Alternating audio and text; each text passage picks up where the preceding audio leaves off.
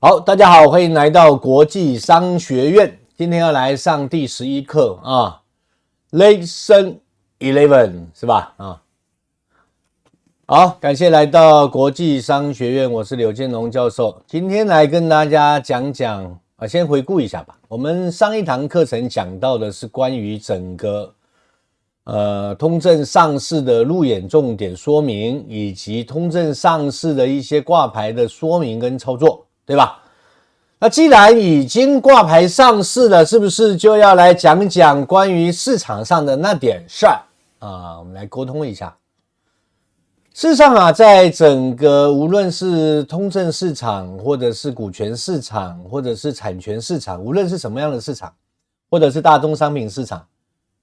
重点在哪里？重点在于一级市场的部分，所以2级、3级、4级都不太说哈，我们专捡这个一级市场来做一些重点说明。基本上在整个一级市场当中会有3个步骤是特别要关注的，一个叫承销机构。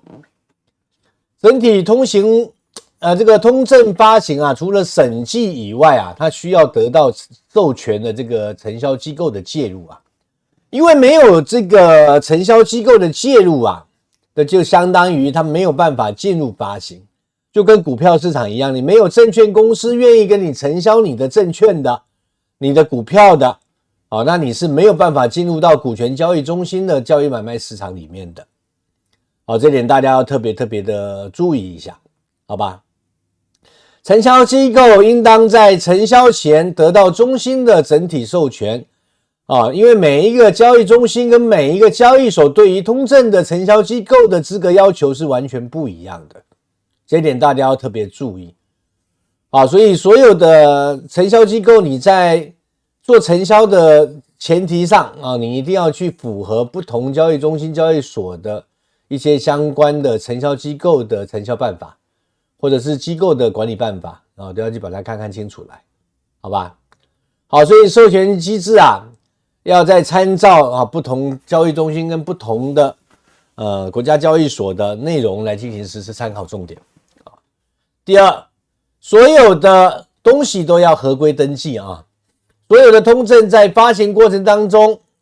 理应注册为交易会员的人才可以进行交易买卖，这个是所有的交易中心跟所有的交易所都会规范的，因为你不是交易会员的话，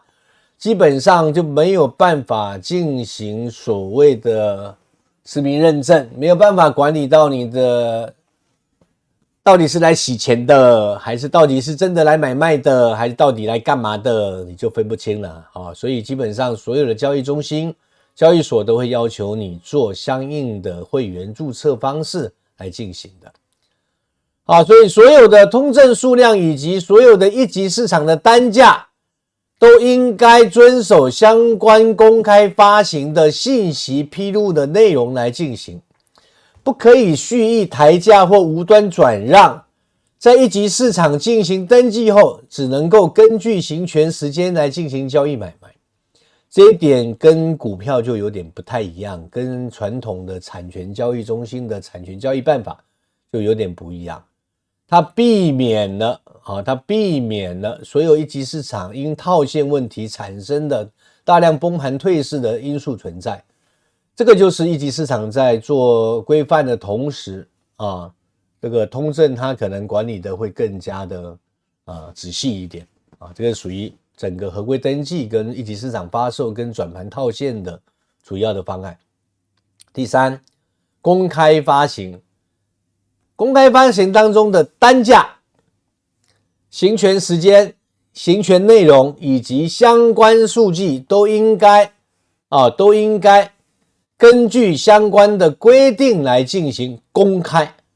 所以信息披露是很必要的一个具备条件。所以所有的通证项目没有经过信息披露私下去买卖的，你不要说不符合什么交易所、交易中心的规范嘛，你这个是完全违法违规的东西，千万不能干。一般只有做资金盘做产品盘做 money game 的这些人才会这么干的所以这个年代、这个时代的管理办法越来越严格，它跟过去已经不太一样。我可能花个180万，交易所你让我上市一下吧，结果呢，对，上市挂牌的，但是不允许交易的，因为还有很多东西没有审查清楚。结果人家在一级市场啪啷啪啷啪啷的，人家都已经挣得盆满钵满了，我管你上市不上市了，该捞的捞完了呀，对不对？所以你说合不合适啊？所以为什么现在很多对于公开发行这个条件的要求特别的严格它的原因也在这个地方。所以信息披露它是必备的一个要件每一个过程当中都需要进行信息披露。所有的通证项目在未经信息披露许可的情况下记住了，一定不可以私下买卖。如果不符合各交易所、各交易中心的规划进行买卖的这种保障机制是没有的，你记住了是没有的，好吧？就像你在外面跟别人买了一辆车，买了一套房，这房真漂亮还便宜呢，结果他没有合法登记啊，结果人家把你钱骗了，这房子也不是他的啊，那这个时候你说政府管你吗？政府没法管你，只有公安管你帮你去抓人而已，那能不能抓到还不知道，还是未知数，好吧？那起码只有这个交易准则上面的交易过程你是没有任何保障系数的，大家能听明白教授讲的意思吗？好，所以如果有发现一些相关机构的违规我想很多交易中心跟交易所就会直接报警处理了甚至会报请相关的这个金融监管单位或交易监管单位由他们来处置了那可能也会被取消一些相应的授权资格或者是一些合法的资格证明都会被取消停权的。所以基本上现在这个行业里面的人很少人会冒着风险去违规的，非常非常少的，好吧？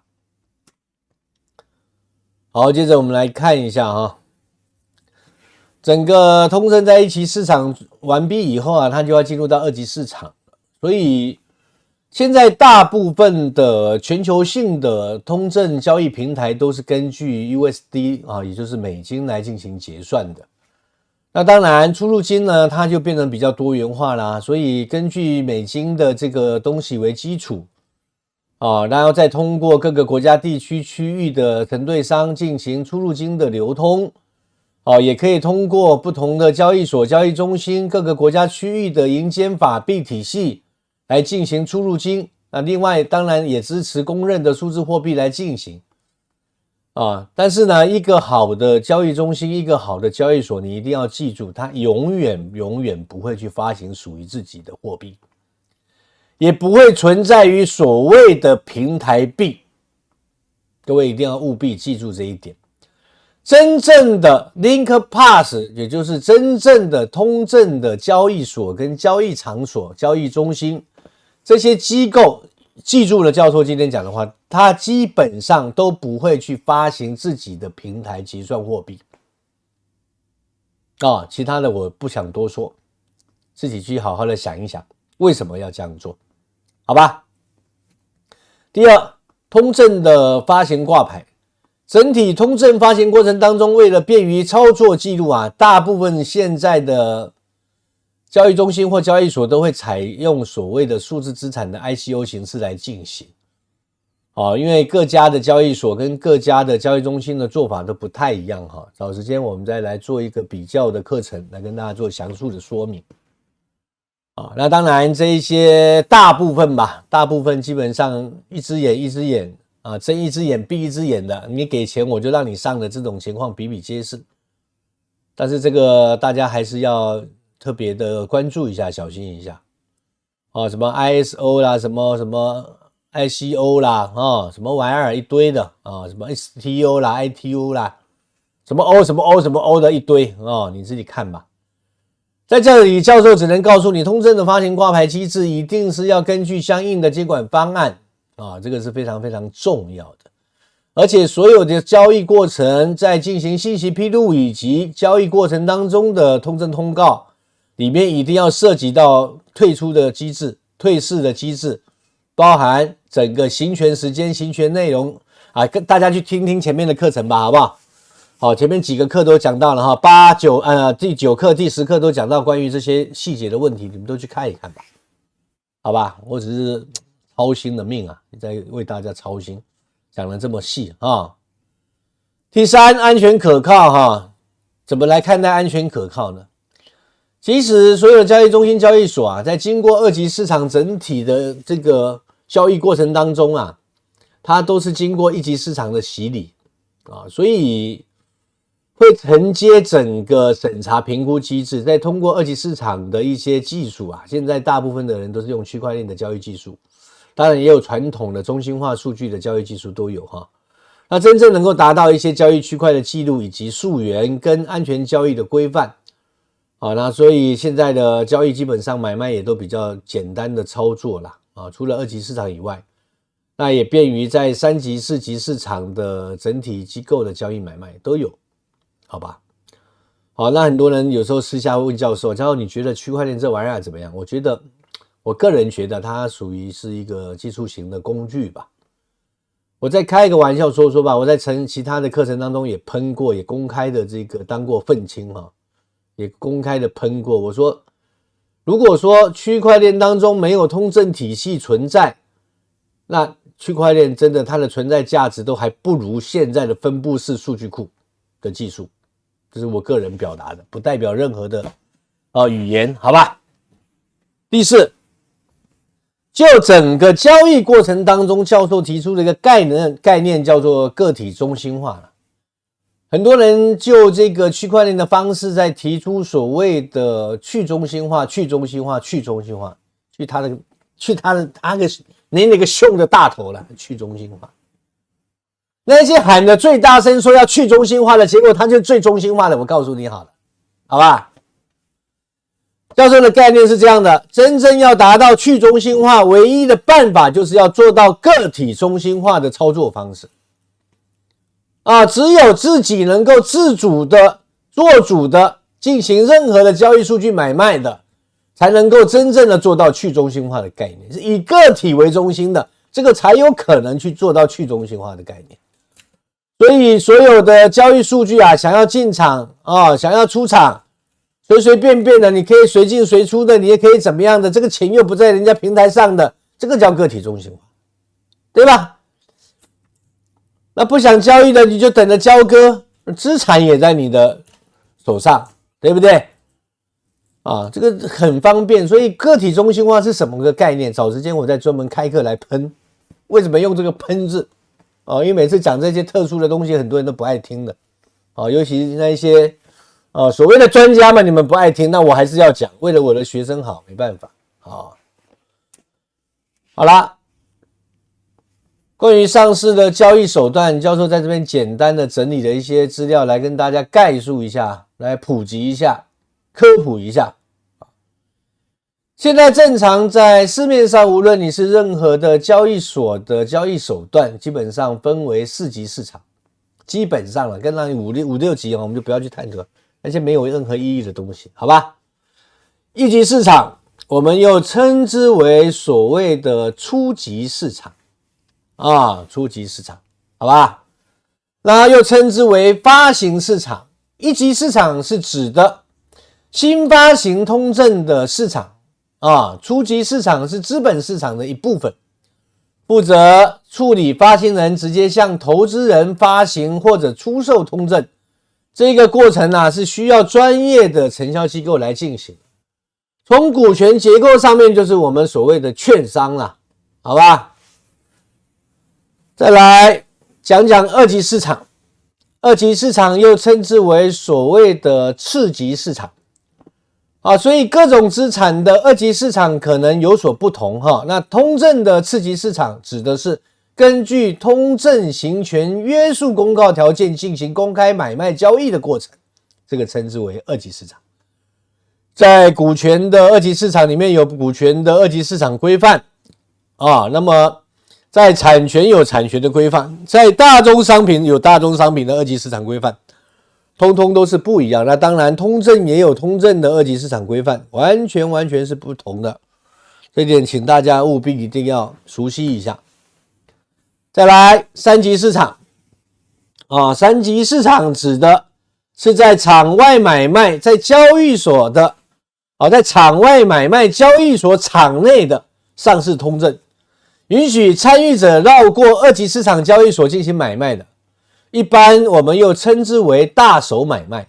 它可以提供一些相应的流动性，你可以把它视为庄家之间的买卖，好吧？一些大宗交易的线下买卖，有点类似于场外 OTC 交易吧，你可以这么来理解吧，好吧？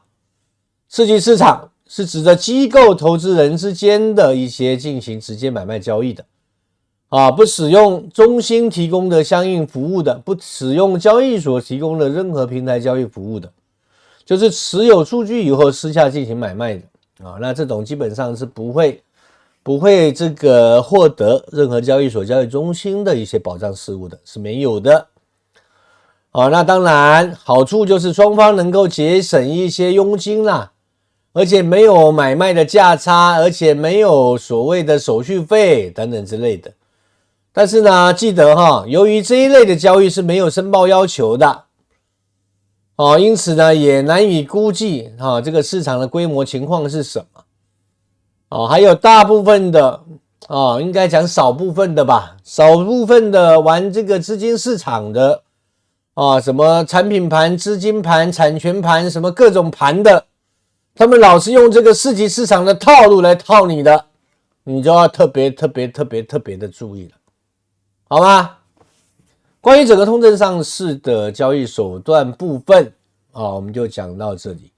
下一堂课要来跟大家讲讲第12课通证退市的一些具体要求跟条件。今天的课程就讲到这里，我是国际商学院，我是刘建龙教授，我们下堂课再见，拜拜。